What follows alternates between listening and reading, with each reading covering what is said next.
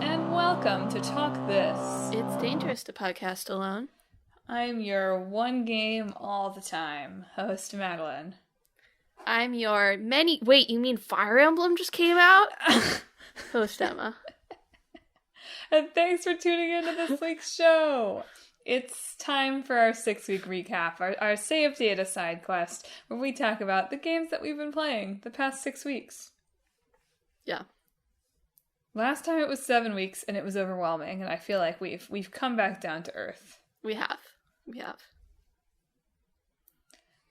So, Emma, I think you have to start, given that you have played, it seems like, double the number of games. Okay, well, I'll start with the usual regular reports. Continuing to play Cold Steel 4. I did the, Reen Homecoming tour, essentially. So it was a lot of, having him go around, checking in with people, talking it out. Everybody had to comment on his new outfit. Of course. It was really funny. They, brought him out, and then everybody had to have a line that was oh man, it's different, but I think it'll really grow on us. I was like, are the designers just self-conscious about this outfit or something? Apparently. Did it not focus test well? I don't know. Some big boss was not thrilled there about was, it. And they were a point in the middle where I was like, okay, finally we're not talking about Reen's clothes anymore. And then somebody else piped up, oh man, that outfit, Reen. What does his outfit look like? It's black now. What a thing to comment on. His hair and eye color has also changed permanently, so I think they're, trying not to comment on that part of it.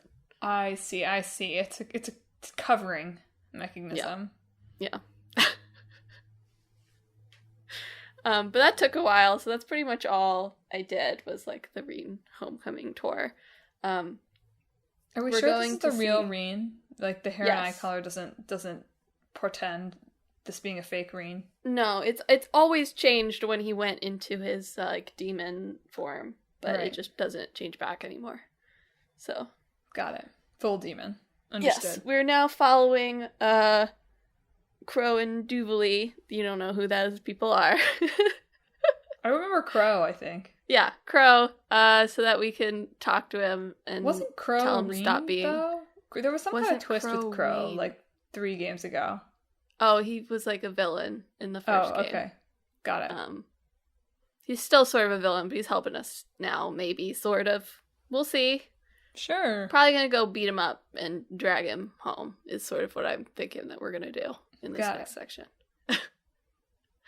Other regular report, Near Reincarnation, a week after our last episode, wrapped up this current story arc with a new chapter. It was good. I liked it. I liked the way that they concluded the main story. They were you could play it once and you get they're all kind of bad endings. You play it once and you get a bad ending, and then if you play the ending a second time, you can pick a different ending that doesn't result in the two characters having conflict, but they're stuck forever in the cage for their sins, essentially. So, sure. Been there. But they're together now, so that's nice, I guess. Yeah. The way the character stories were set up throughout this whole thing is they always came in pairs, and they were always about people who really cared about each other but destroyed each other anyway. And so that was sort of setting it up for the ending, which is essentially the same thing. The last set of character stories I really liked thematically, or subject matter-y, about mistaken identity sort of, and knowing a real self or whatever. But it is aesthetically just Disney's Aladdin, and we as a society have progressed beyond Disney's Aladdin, so that is a strike in its in its flaws, unfortunately. Anyway, the next story arc is, I think, if I remember correctly, it's going to be People versus the World, or People and the World. So we're just doing all the different types of conflict. I guess we get so. to people versus environment. The first one was girl and the monster. This one was Sun and the Moon. I think the next one is People in the World. So we'll see what that one's about. Probably People in the World. Probably People in the World. I'm curious what like the protagonist is of that, because there's not really a singular there, you know? Ah, yes, I see what you're getting at. It's probably just Civilization 7. Yeah. It just changes all of a sudden. That's very Yoko Taro. You're playing Civilization now. Yeah. Well, good stuff. Well, I'll do my mini podcast games update too. I'm saving the meaty update. Then forget our Yakuza Like a Dragon for those keeping score at home. Stay tuned for my half-hour Yakuza Like a Dragon segment in 20 minutes or whatever. But I did, for the show, I played that tiny little demo of The Quarry, right? Did not go back to purchase the $70 The Quarry. Maybe if it's ever like $25. Next Halloween. Probably be on sale. That is very true. Good thinking. Didn't put it on sale for Setsubun. Alas. But yeah, I would go back and play that one if it was more affordable, but I'm definitely not going to spend $70 on it. And then I have played some more Triangle Strategy. I couldn't figure out where our last episode fell compared to me playing it, but I think that I had only really played a little bit of it for our last 7-week show. So since then, my friends betrayed me. For the first time, I had a decision. This is, I did some fighting. Oh, I died in one fight, too. That's another embarrassing thing. Oops. That I really thought, I have not gotten very good in this game, this, tactics, turn-based strategy game, of, how many squares my characters can move, and how many squares they can, cast their magic. I've not gotten very good at knowing, and so I really thought there was a fight where Roland, the prince, can't die, and I thought for sure, I was like, my healer is right there. They're right there. So Roland's gonna be fine. He can attack this attack, and I'm gonna be able to heal him before the next enemy turn. I felt so slick. I felt like I was being really strategic. And of course, he was one square outside of where the healer could heal, and then he died. Oops. Yeah. So I had to do the whole fight again, which I loved. I loved when I have to do whole fights again.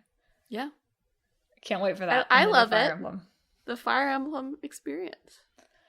I just wasn't expecting it on Triangle Strategy after you being like, you can let the characters die. Well, not the ones that they say can't die. I understand that, but I just felt especially stupid because I was like, the whole point of this game is you can let the characters die, and that I let the one character die that you can't let die. So great.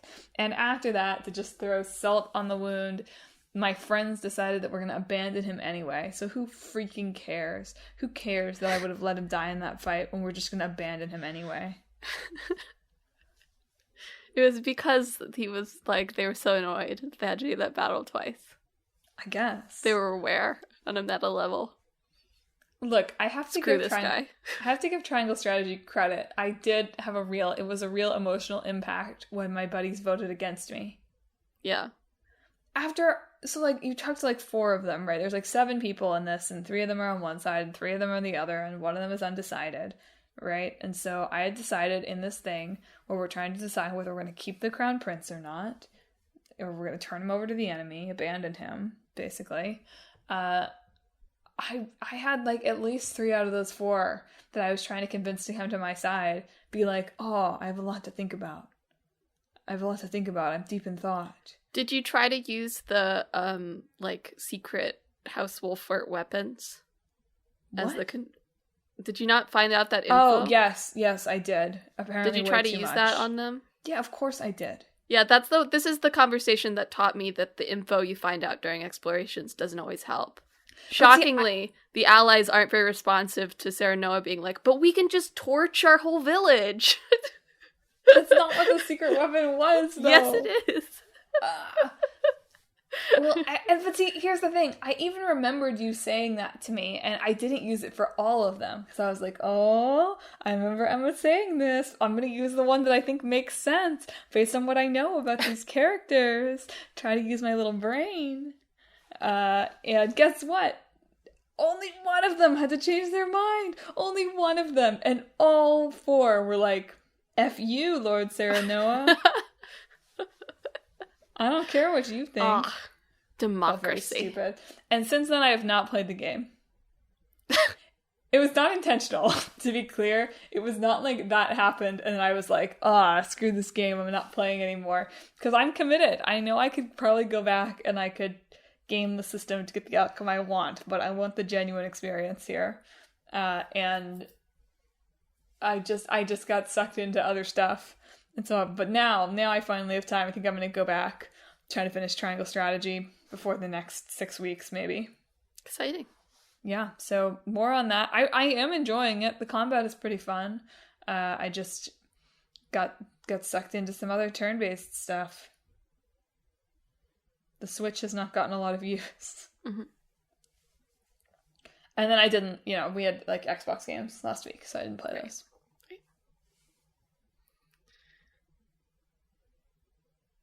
Alright, my next game, I played like a spooky visual novel called Spirit Hunter Deathmark. Spooky? Yes. You play as an amnesiac, unnamed man who finds himself outside of a mansion one day with like a business card in his pocket. When he goes in there, he finds the owner of the mansion, who he's here to see, although he can't remember why, dead. And a talking doll, which tasks him with, he has this mark on his arm that's basically been given to him by a spirit and is like a sign of death, essentially. So if you have that long enough, the spirit will come and kill you. And so the talking doll, it says that she'll help him get rid of the mark, and that other mark bearers will be coming to the mansion, and he has to help them in order to help himself, essentially. So there's like 5 like chapters where there's a different haunting in each one, and different characters come in and out of the story, and you have to sort of solve each haunting within the chapter, hopefully without getting any of your fellow mark bearers killed. So it's a lot of like, you go into like an area, there's like a map, so you like go room by room and investigate each room, find like different items and clues. And the main sort of gameplay mechanics is there's like a live or die system, so you have like amount of like health points or whatever, and based on the information that you've gathered, you make like choices within a certain amount of time before your health bar goes down. And if you pick the right one, you're safe. And if you pick the wrong one, there's a penalty of some sort on your health bar. And then the other one is at the end, you have like a face down with the spirit. And based on like, again, like information that you've gathered, you have to pick the right items to use on them at the right points so that you can send the spirit on their way peacefully. I liked it. I thought the writing was really good. The hauntings writing for the ghosts I thought was really strong. The character writing went in and out because you could have like different characters with you at different times. There's a DLC case on the Switch port that like has the characters come in at set times like all the previous characters, and you could tell the character writing was stronger in that because they could, express their personalities at specific times. Right. So, but it was good. Sometimes the art, like, sometimes it felt like the artist was just, like, really horny. Oh, neat. Like, in a way that wasn't reflected by the writing, to the point where it was just, like, comical. It was just no. What are you doing? Why is this so horny? Nobody looked at this, huh? Nobody checked this. They just let this guy do whatever. Whoever this artist was, they're just like, we need this, and then they give it back, and it's like, you know what? We don't have time to fix it. It's going in. Spooky it's fine. Indeed.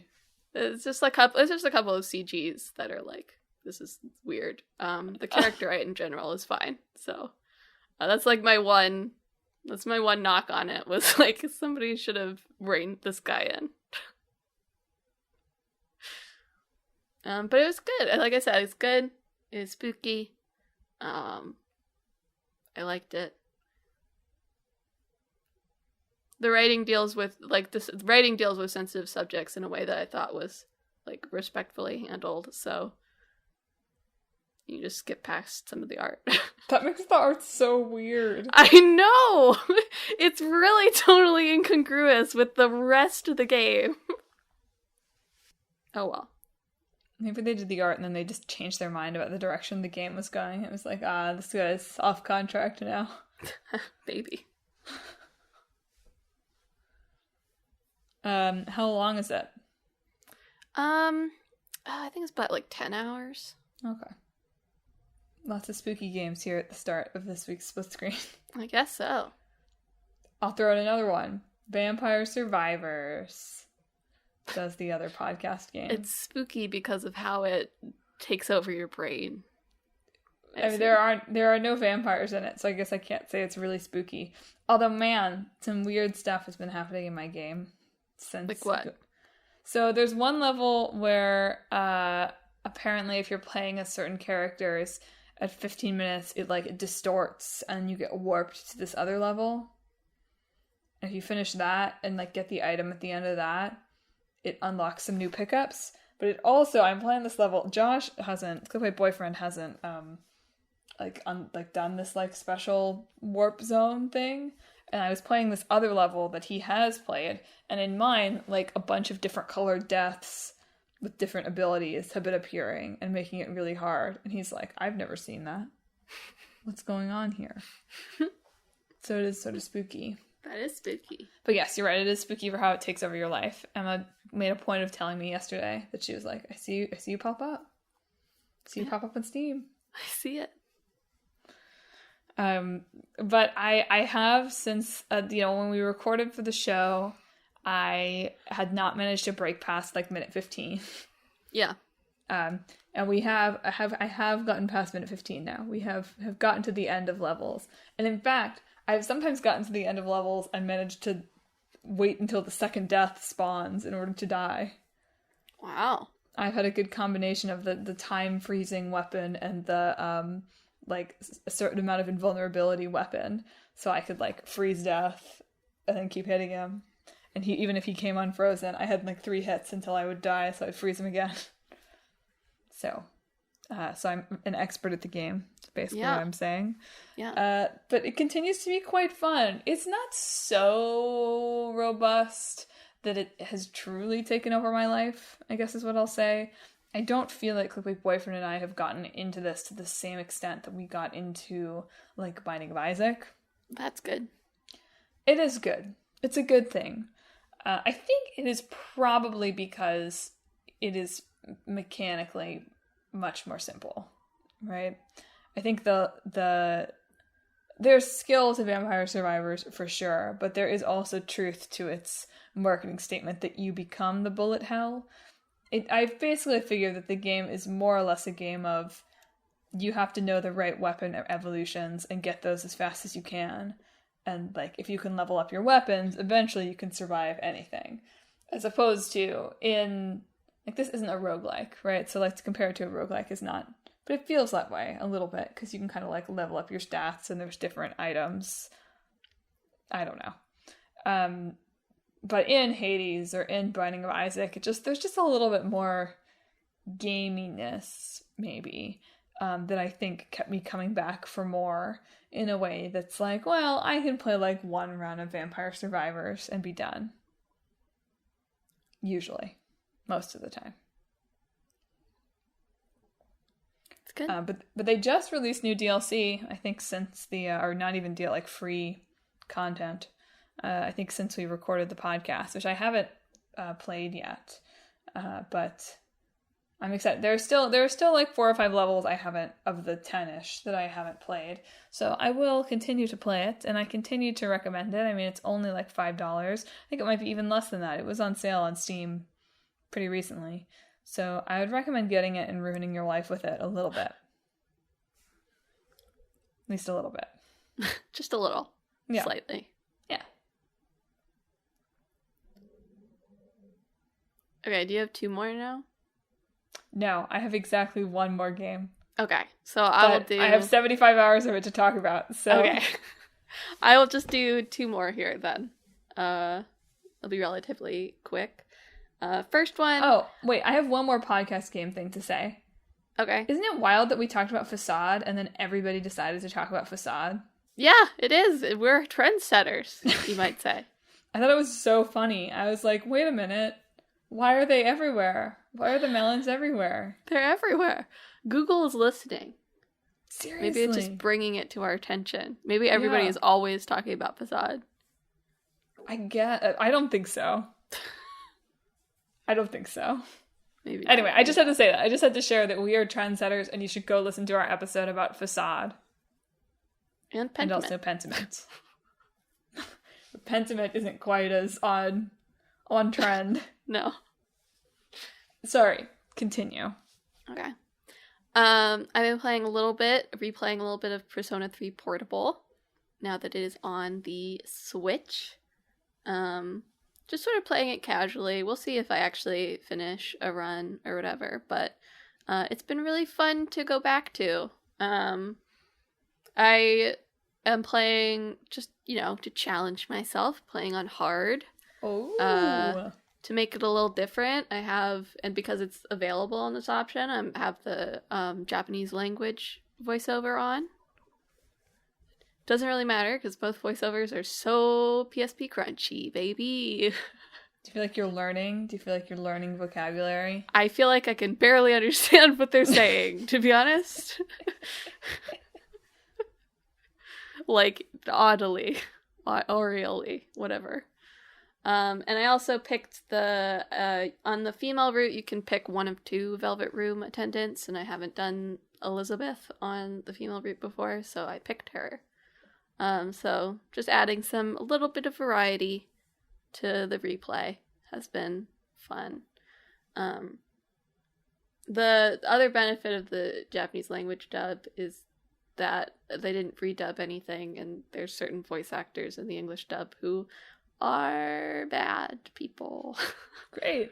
And I don't know anything about the Japanese voice actors, so who cares? I don't know who any of them are, so I don't have to think about it. So there's that too. But it's been fun. It's been good. I really like Persona 3 Portable quite a bit. We'll see if there's that rumored Persona 3 remake that they're doing. So, we'll see. Do you think that my household would like the other Personas? I mean, maybe. They're definitely older. I don't like Persona 4. Mm-hmm. Personally. I think it has the strongest start of 3, 4, 5 and then jumps off a cliff. Nice. Actually. I remember playing it and being like, oh, this rocks. This is so good. I played it on my PS3, the original version. And then we got to the second dungeon and I was like, oh, okay, this is a little And then all your friends start being mean to each other all of the time. Oh. And I was like, actually, I think I'm done now. Yeah. And Persona 3 is very aged in its presentation, but I like Persona 3 quite a bit. Okay, the other game that I've been playing on and off, I played this basically I was playing this before Fire Emblem came out. Took a very long break. And then for the last week I've been reminding myself how to play it. But I've been playing Chained Echoes, which is a one-person JRPG inspired game made by one, well, I mean, there's probably more than one person on it, but mainly by one guy, one German guy. It's really interesting. It's one of those really dense ones, so that I don't want to summarize it off the top of my head because I can't even remember like the country names. Like when I'm playing it, I'm like, I know who these people are, but like Right. I'm not. There's enough that I can't hold it in my head very well when I'm not, focused on it. I got it. But there's like basically you form like a disparate sort of party of various people at the beginning. There's this thing called the Grand Grimoire, which is basically like this stone that when someone next to it like hits it really hard, it like devastates a huge area of land except for like the person right next to it. So like it's sort of this devastating weapon that can be used in war. And at the very beginning, one of your characters, like in the little prologue, like inadvertently triggers it because it's not what he thinks that it is. So like there's like this huge explosion, this war sort of temporarily comes to an end, but then we see at the beginning that people are plotting again to start a war and perhaps use this Grand Grimoire as like a purposeful sort of weapon against others. And there's also like this conspiracy with the church happening in the background. Of course. We gotta have the church conspiracy. And we have like little sub-adventures and the party gets split up at different points. And the combat system's this cool thing where it's like turn-based and you have like a bar at the top. So you can go into overdrive where you take less damage and do more damage. But if you don't like control where you are in the bar by using moves that will set it back a little bit, you can go into like overheat where you do less and take more damage. So it's sort of a game of like making sure that you're staying in the right area to be doing the most effectively, but also, using moves that are actually effective or that you need to use at the time. So like if you need to heal, you have to heal, Right. but you have to also think of where you are on the bar, or else you could make things worse for yourself. So it's really fun, and it's sort of, pixel arty sort of style. I think my one complaint is the translation. It's not bad, it's just a little stiff. I assume it was originally written, like I said, I think he's German, so I assume it was written in German in the English translation. It just like, it's perfectly workable, just like the characters don't really have like distinct voices, I would say. Yeah. Like they haven't been like brought out and made characterful in the English language. But that doesn't, the story is still really interesting and I like the characters and the combat is fun. I've been doing like little side missions on the rewards board that there is to like relearn how to play because I put it down for so long. So I finished, I'm in Act 2, I think I finished Act 1. It's a very dramatic end to Act 1, it was great. And I'm excited to see where it goes from here. So we'll see if I'm done with that by the next 6 weeks. All right, listeners. I think we're entering the spoiler zone. Yeah. Right, because all you have left is Fire Emblem, right? Yes. Great. So we're entering the full game section, and here there be spoilers. So if you want to not be spoiled on Yakuza Like a Dragon, and probably to a slightly lesser extent, because I haven't played it, and presumably Emma's not gonna ruin the whole game for me. Yes. Fire Emblem Engage. Tread with caution here. So the reason I have played only like 3 or 4 games this past 6 weeks against my stated preference for having like 10 games going at once is because I played like 70 hours of Yakuza Like a Dragon. We're back in Yakuza-era Madelyn times. We're back. It's my time. I'm soaking up the power. The samurai men. Powering me through. No, I can't. I haven't decided what I want to play next. It's tempting to just jump right into Ishin and play my little samurai spin-off and get to hang out with all my boys again. But it's so hard because I know the Yakuza games always go on like super sale, like soon. Yeah. So it's like, especially, I'm not going to buy the early access version. I have resolved that. But I was like, spending $60 on this when I know it's going to cost like $20 if I could just wait until the summer, right?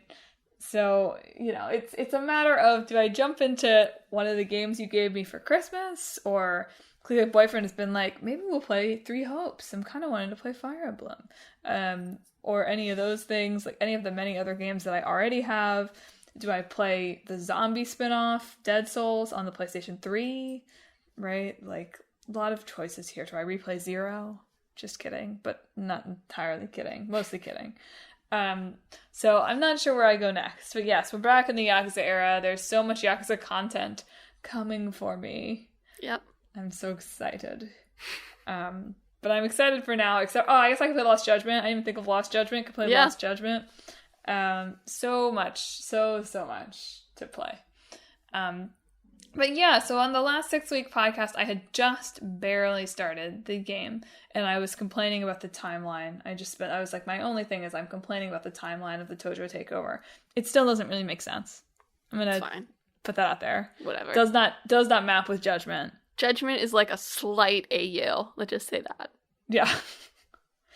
Which is so funny, and I don't want it to be. I really want like Adachi and Date to like cross over. We can just have like AU version of them. Yeah. Mirror world version. You're right. I feel like there's so many characters in this game that's like, like they could be making a fun appearance in Judgment. Maybe the cop from Yakuza 4 can come back. Maybe. In Mirror World. But overall, Like a Dragon, Yakuza 7, definitely in my top third of Yakuza games. I am not sure that it quite dethrones 5 or 0 from the top 2 spots, but I think it is probably number 3. I think so. I'm not sure if I would say that, like, it has been so long since I have played, like, 2 that it's a little bit hard to compare directly. Yeah. But I do think it has so much about it that works really well that I think it's definitely a solid third place for me. I think the turn-based combat up until about the final, like, 20% of the game is great. And the turn-based stuff is totally fine. Like, it's not the turn-based that's a problem. I enjoyed it. I enjoyed being able to give my characters their little classes. Did you switch jobs for your characters at all during the game? Yeah. Really? A little bit, yeah. Well, because they get skills from other jobs. Do they? Yeah, so when I do sub-story stuff, I would usually put them in something else so that they could pick up some, like, attacks that would carry over. Who knew? Did you never switch them at all? Like, I switched some of them off their base jobs. That's it. Some of them I didn't even do that. I had fun with the job system, so I just felt like I was in too deep. I was like, man, like, if I switch jobs now, they're gonna lose like 300 hit points and like all their stats. Like, I can't. You can always switch back before you go to like the next story beat. I know. I just, for a while, it felt like the leveling was so tight. Like, I felt like I couldn't afford to like not be leveling them up in the jobs they were in. But, like, I think they carry bonuses back from other jobs, so that might have been why it felt so tight. Well, I'm stupid. The game did not, like, incentivize me really to be doing that, so I'm dumb. Is that what you want to hear? I'm dumb. That's what I wanted to hear. I think my biggest complaint about the gameplay of the game, and I think I've already said this to you, but I'll say it for the show too, is that they really ran out of ways to make the fighting interesting. So here comes some spoilers. I thought the Majima and Saejima fight was great. It was very difficult. Oh my god, it was. I beat it the first time, but it was very hard. It was like very, very hard. And like, I did not think I was going to make it through, but I was having to like actually strategize and switch out characters from my party during the battle for the first time. I didn't even realize that was a possibility until I was fighting in the battle tower, and it was like, bonus condition, don't switch anybody out during battle. And I was like, that's a thing you can do? So, like, that was a fun, I mean, it was a difficult fight. It was a frustrating fight, but it was a fun fight, and the tunes were rocking. So, and I was, like, hyped. So that was good. From there, pretty much all downhill. Everybody after that, Kiryu, Sawashiro, Tendo, whatever, the other guy we fight at the other, I can't even remember who the other guy is. There's some other guy. All the Omi lieutenants. Just like big damage sponge, super boring. Was my feeling. I think this was made worse by the fact that I had Ichiban as a breaker the entire game, which means he had nothing but physical attacks. He had not a single magic attack. And of course, none of these every single one of these bosses, super resistant to physical attacks. And Ichiban is the only person you can't switch out of your party. So just absolutely useless. Garbage, man. I did love the Kiryu won't hit a woman AI. That was fun. And the Kiryu fight was okay, but only because it was, like, dope. Like, I'm sick, I'm fighting Kiryu. Yeah. Like, that's fun. Like, the idea of him, like, switching between his styles, even though, like, that didn't really impact anything about the fight, was, like, it was fun. It was fun, and it was the first one of these big, huge damage sponge bosses, so it didn't feel as, like, I'm sick of this. And it felt justified, because you're fighting Kiryu, like, he should be a damage sponge, probably. But after that, it just felt like there was no strategy other than having, like, my two characters that could do the most damage do, like, it was just me being like, Joe, use your little rose throw thing because you're a host every single time. Eri, use your most powerful, like, knife thing every single time. And then just having, like, Psycho heal them and just keep doing that over and over and over. Every once in a while having to pop a magic item.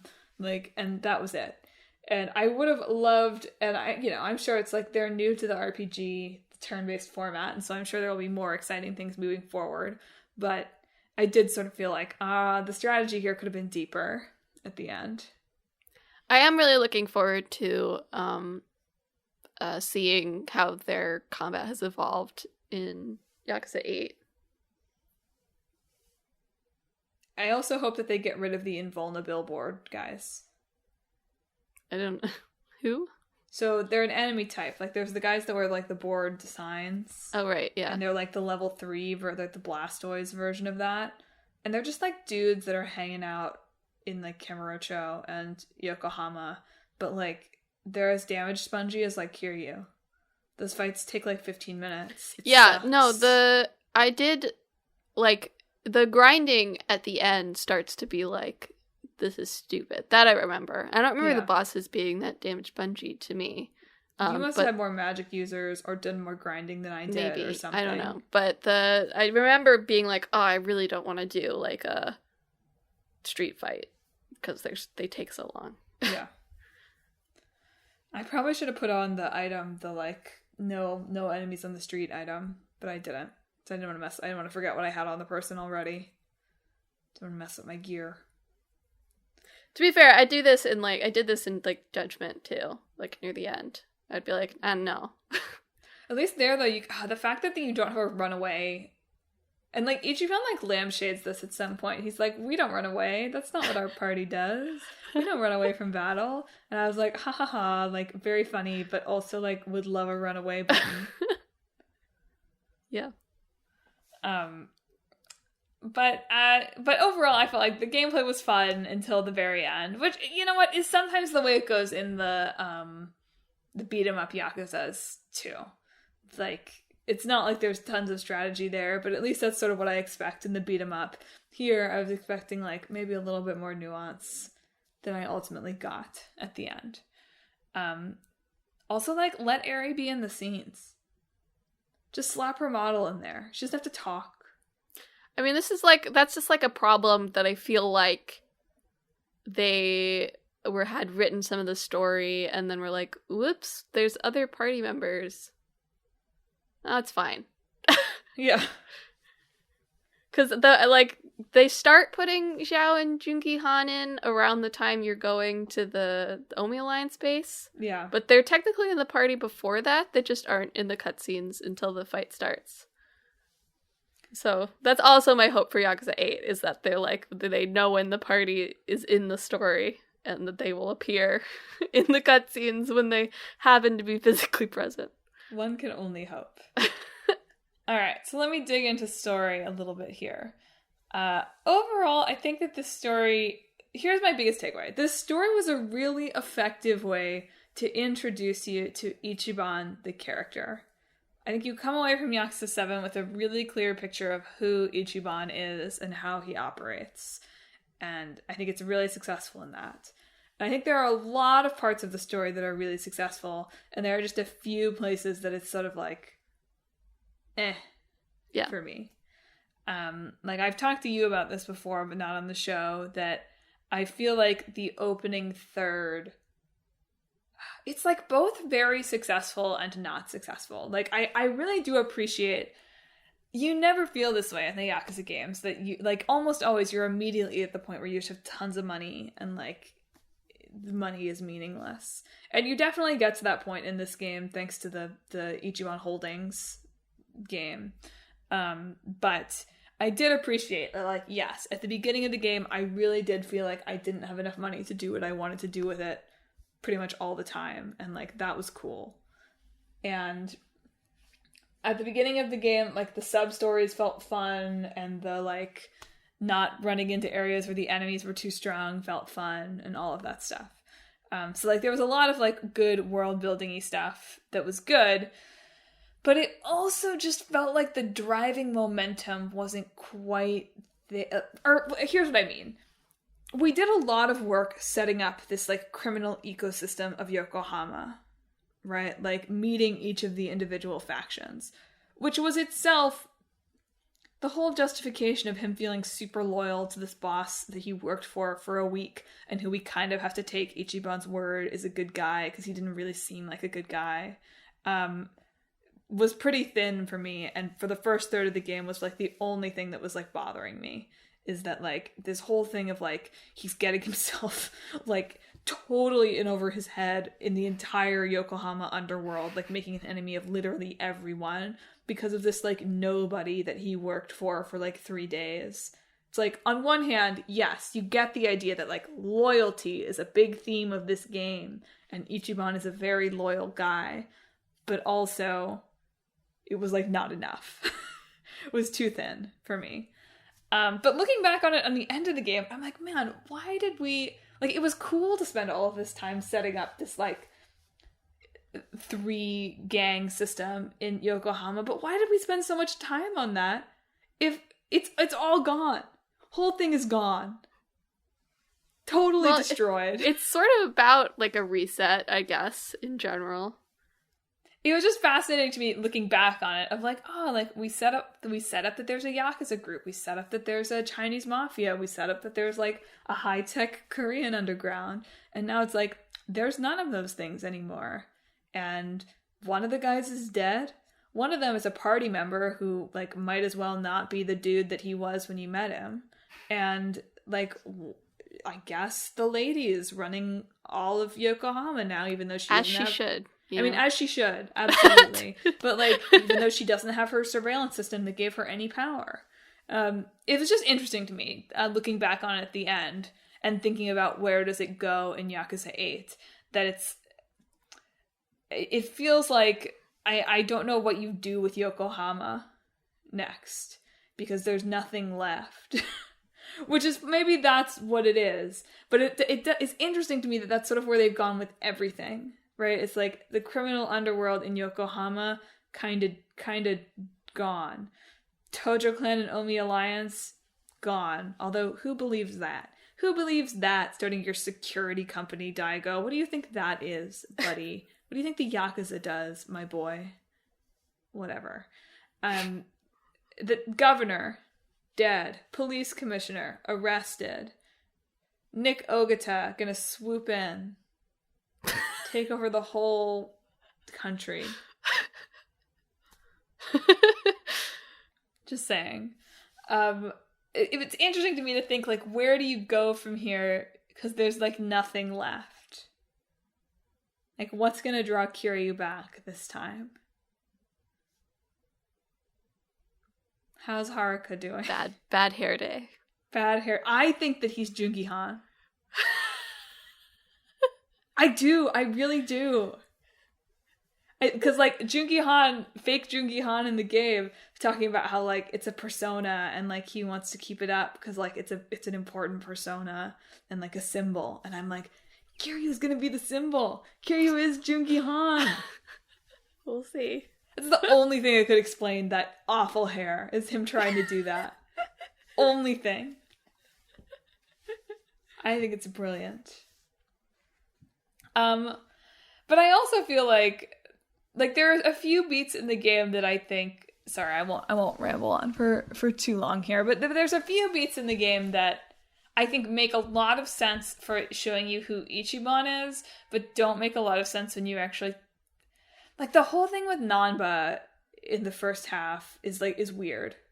Like, I love the stuff where they're like, you're my friend, I'll never abandon you. Like, good stuff, for sure. But when you go back and think about it, it's like, at every turn, Nanba, who's supposed to be trying to, like, gather information about his brother, right?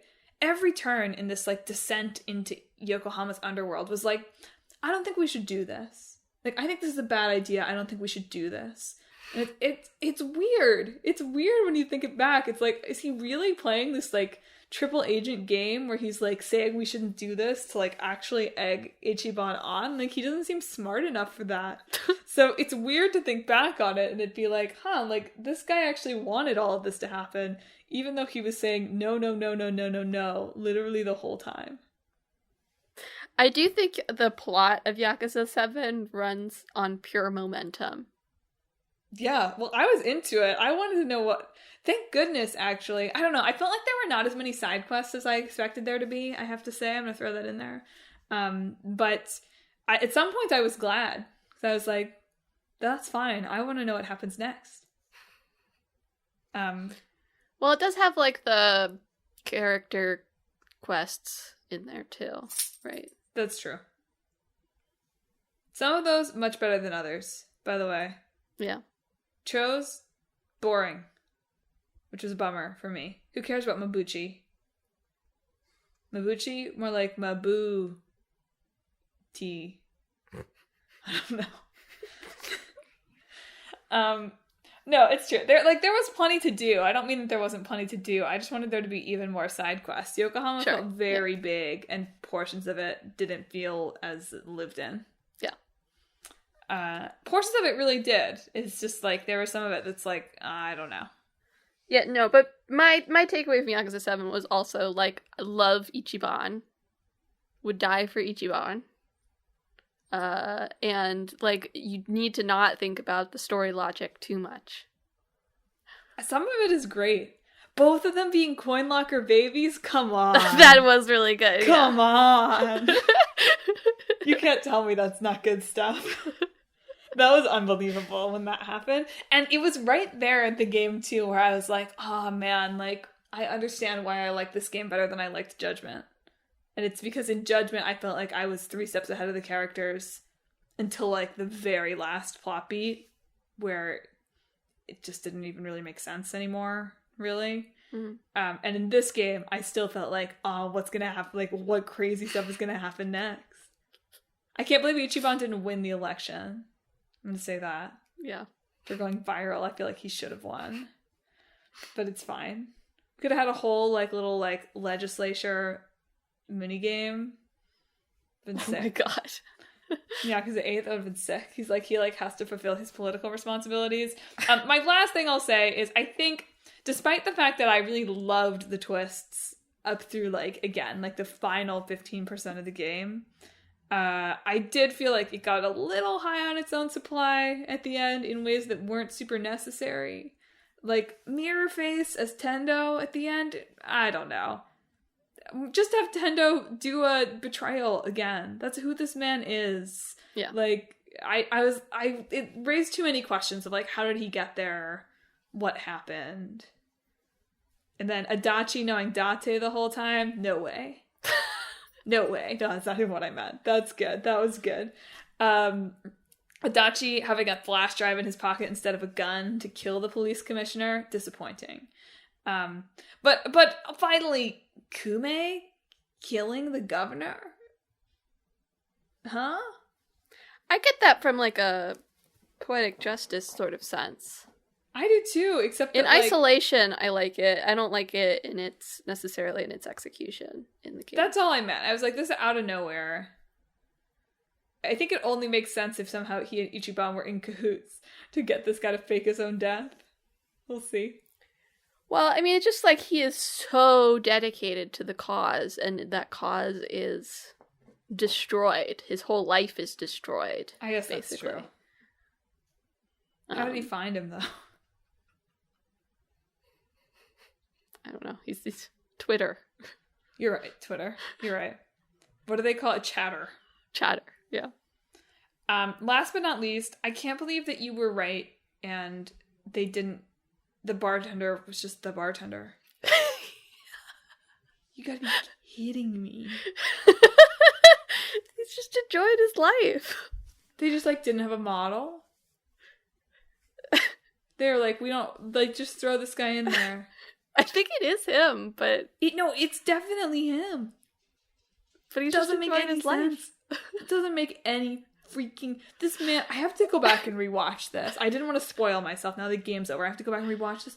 He gets machine gunned by a helicopter. There are so many characters you could have brought back. This guy was so dead. So dead. They should have had Kiryu run the bar. Alright. Oh, last thing. Oh my god. Majima slumped over at the funeral. Perfect. Chef's kiss. Alright, over to you. Fire Emblem. Okay.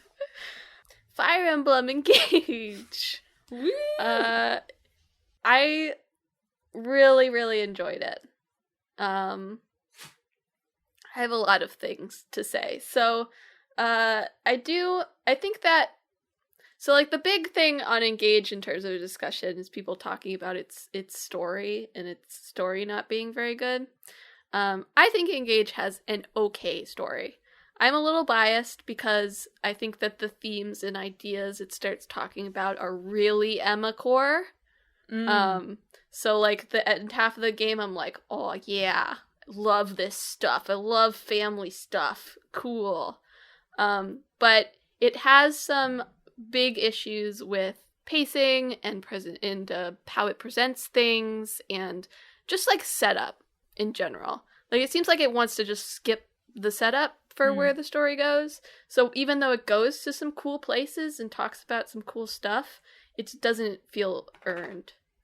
I think like the first 10 chapters, it sort of wastes its time when it could have been introducing its villains that get introduced later in the story. Fire Emblem loves to do that, though. Loves to be like, here's a fun new villain in chapter 20. You're scaring me, though. Games with rough setup is not Madelyn core. So, I'm gonna play Engage. I'm excited to hear more of your thoughts on Engage, but you've got me some trepidation here with your first takes. I found the first 10 chapters fun. I thought the story was fun and the characters were fun. It's just that for where it wants to go later, it's sort of wasting its time when it could be setting things up. For this thing, there's like a main villain group. So it's not like, sometimes they'll introduce like commanders or whatever that's in a chapter. That's one thing. But in this one, like there's like a recurring group.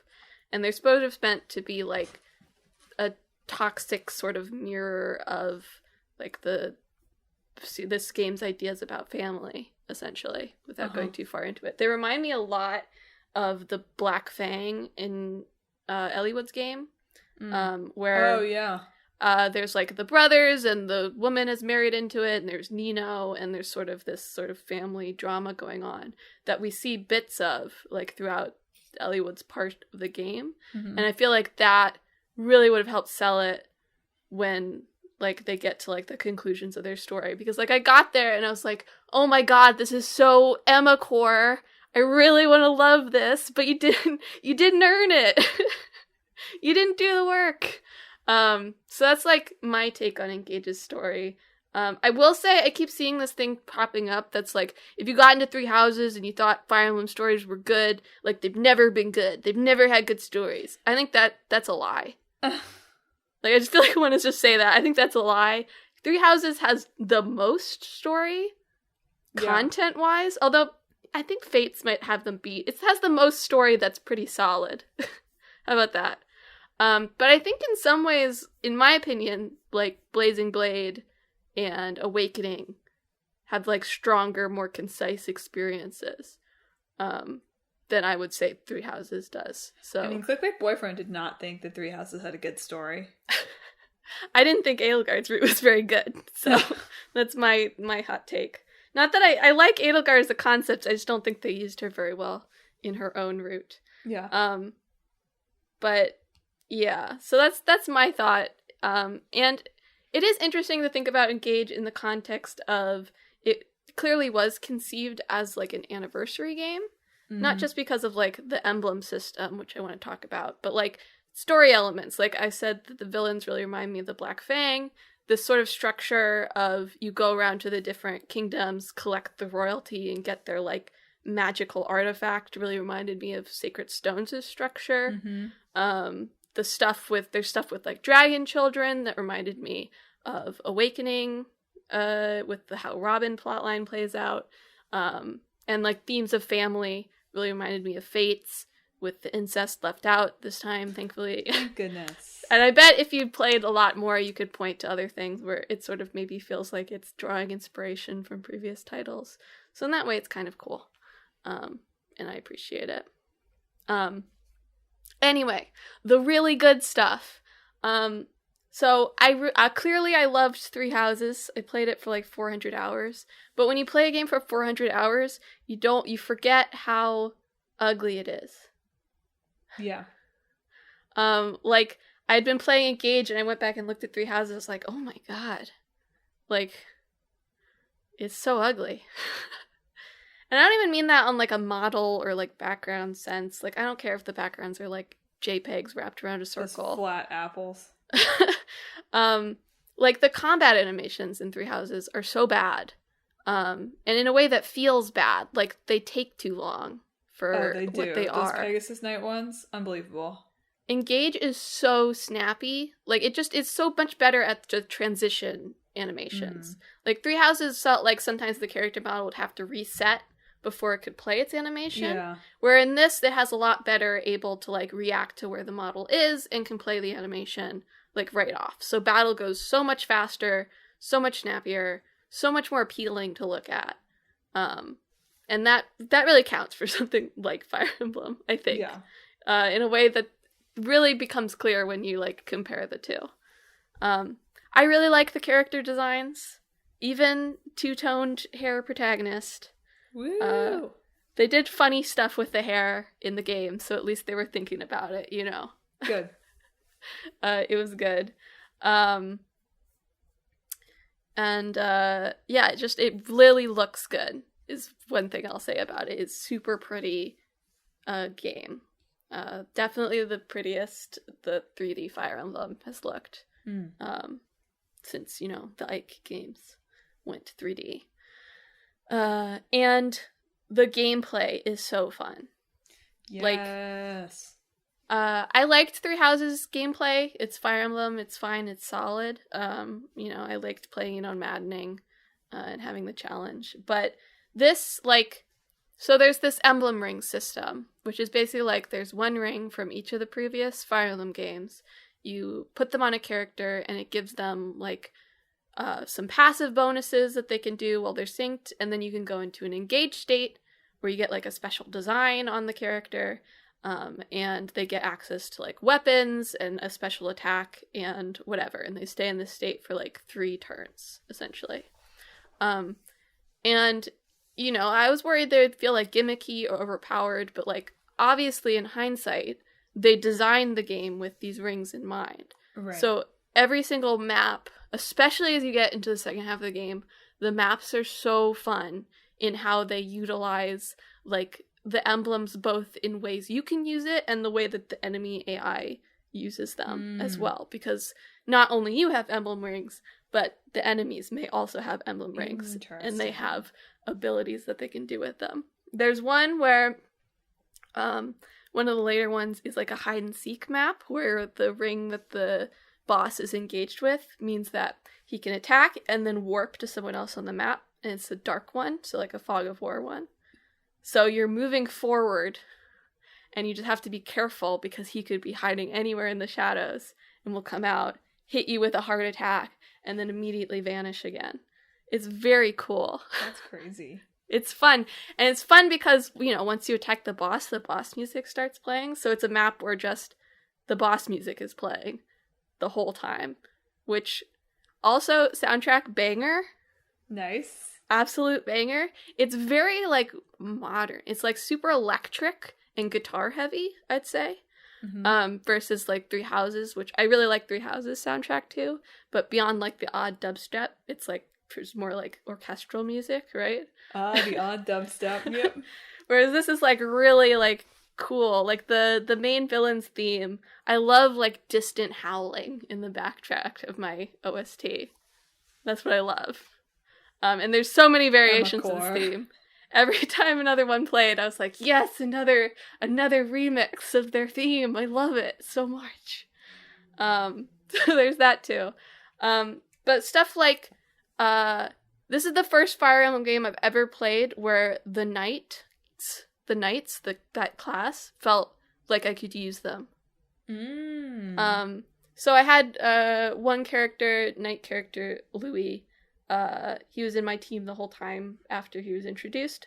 First, I had him synced with Sigurd. This is like one of the second rings you get. So Sigurd from Fire Emblem genealogy, that when you're synced with him, he adds 5 to your movement. So I could sync my knight, send him into the middle of something, and he can just distract a whole section of the map while I'm working my, less tough units through, for example. And then in the other half, you get another emblem that's like big defense, right? And now I have my knight on a horse, so he can just go into a place, wait, and like there's like this big attack you can do where like he'll brace defenses for a while, you can lure like enemies all around you, and then you do like a huge area attack on all the enemies around you. That was super satisfying to do when you were like surrounded by enemies and nobody could touch them. You can also take like skills from other emblem rings that you aren't attached to. So as you get experience, you also get SP skill points, and you can learn skills from emblems that you have a bond with. So like one of the units has, one of the rings has one that's like, there's this chain attack system where certain types of units can hit you when another type of unit hits them if you're in range. So I got that stops all chain attack damage. So that he could really be a tank, because literally nothing could touch him. That's wild. Until there was like a really powerful mage or something. It was like the one exception. But it was so fun. It was so cool to be able to be like, I can have this on my character all the time, but I can also like pull in these things to sort of supplement their weaknesses. It was really fun character building that felt like really deep, and like you could do like really cool things with it. Yeah. The last thing that I'll say is like, there's like this online system where you can do like little online games with other people. So there's one called like relay battles where everybody plays like 2 turns and brings in a couple of their own units every time they switch off. And you can watch them after they're done. And it's really fun to see like some of the absolutely broken units that people have made. Like busted, and 2, like some of the people have made like really weird class choices with some of their units. Love that. It gives you like, it's a fun way to like go in there and like give you ideas for like if you want to do future runs, like how can I build this character and make them really powerful with all of these different weapons. So yeah, I'm probably gonna wait for like the last like story DLC to come out, but then maybe I'll go back and do like a Madelyn playthrough or something. Because genuinely the gameplay, really fun. There's some maps that are like aggressively and exhilaratingly like difficult and scary. Like where you have like 5 bosses just like charging you at once. And And the weapon triangle is both, like, super back and, like, super emphasized. Yes! There's, like, this new break mechanic where if you hit one with, like, a higher, like, the correct weapon type, you'll break them and they won't be able to counterattack for a turn. And enemies can do that on you as well. So it's, like, this fun back and forth. It's very funny. I've seen some memes that were like, oh, I thought, like, looking at this, it was really going to emphasize, like, the dating simulator. But no, it's just, like, super pretty, polished chess.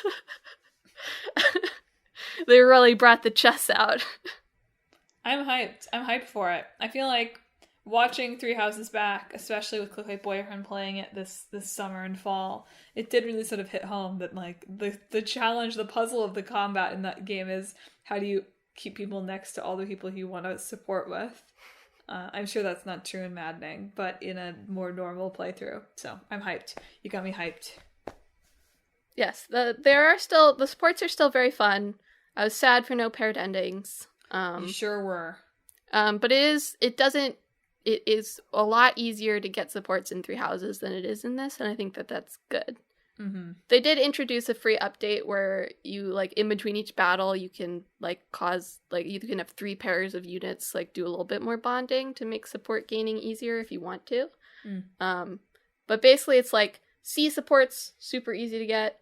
B supports, it takes a while. A supports, good frickin' luck, man. Yeah. But yeah, I really, really enjoyed it.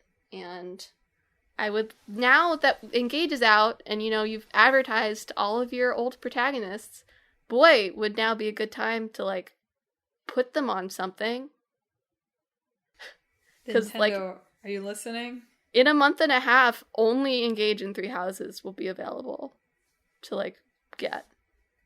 Because the 3DS store will be shut down. Well, Nintendo's out there listening, surely. Surely.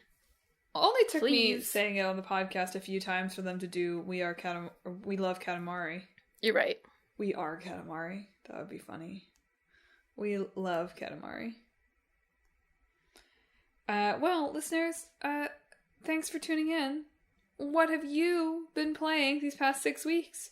Have you played Like a Dragon? Have you played Fire Emblem Engage? Do you think it's called Fire Emblem Engage because it's, like, engagement rings? Ha ha ha ha ha ha ha. I mean, yes, it absolutely is. That's funny. Main character would have married Marth if she could have. If it was within her control. Get his wife killed in battle. His wife is not in this game, so it's fine. Are you the reason that Facade started trending this week, making us topical? If you have thoughts on anything we talked about, or anything else about the show or about games, hit us up on social media. We're on Facebook, Twitter, Instagram, and YouTube at Talk This Podcast. You can also visit our website, www.talkthispodcast.com, where you can read all about the show, check out the games in the hat for our main editions, and read our blog featuring long-running series Click With Boyfriend and Split Screen. You should really do a blog on Emma Core. What is Emma Core? Yeah. Okay. I feel like that would be fun. I would have to figure it out first. Just, like, elements of it. But finally, and perhaps most importantly, if you enjoy the show, you should subscribe so you never miss a weekly episode. We're on Apple Podcasts, Google Podcasts, Stitcher, TuneIn, Spotify, Pandora Podcasts, online and on the app, Overcast, Pocket Cast, anywhere that you can find podcasts. You can find Talk This. Next week, we're talking about Atelier Marie and River City Girls 2.